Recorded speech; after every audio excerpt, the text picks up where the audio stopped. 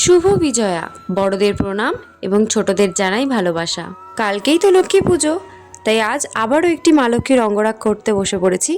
লক্ষ্মী দেবী হলেন হিন্দু ধর্মের সৌভাগ্য, সম্পদ, সৌন্দর্য ও সমৃদ্ধির দেবী। তিনি সাধারণত সোনালি বা লাল রঙের পোশাক পরিহিত অবস্থায় পদ্মের ওপর উপবিষ্ট বা দণ্ডায়মান রূপে পূজিত হন।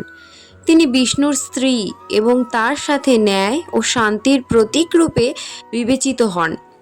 লক্ষ্মীর বিভিন্ন রূপ ও নাম রয়েছে, যেমন শ্রীপদ্মা, কমলা এবং ভুবনেশ্বরী। লক্ষ্মী দেবী প্রায়শই লাল রঙের স্বর্ণখচিত কারুকাজ করা পোশাকে প্রদর্শিত হন, যা সমৃদ্ধির প্রতীক। তার গায়ের রং হলুদও বর্ণনা করা হয়েছে। তিনি পদ্মের ওপর বসে থাকেন, যা পবিত্রতা, সৌন্দর্য এবং সম্পদের প্রতীক। তার হাতে বা কোলে ধন সম্পদের প্রতীক হিসেবে মুদ্রা বা কয়েন দেখা যায়, যা তার ঐশ্বরিক দয়ার পরিচয় দেয়। দেবী লক্ষ্মীকে বিষ্ণুর পত্নী হিসেবে বিবেচনা করা হয়। বিষ্ণু যেমন পালনকর্তা, লক্ষ্মী তেমনি সমৃদ্ধি ও শুভ্রতার রক্ষাকর্ত্রী।